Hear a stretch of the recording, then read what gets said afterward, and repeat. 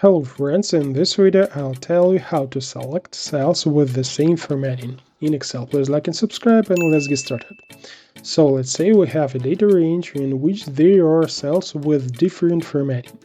Namely, the cells have a color field, the text is aligned to the right or bold, and our task is to select some cells with the same formatting. For example, let's select all the cells with green field and bold text. Go to the editing section and click the Find and Select button, and then select Find. A little faster, this menu is called with the keyboard shortcut Ctrl F.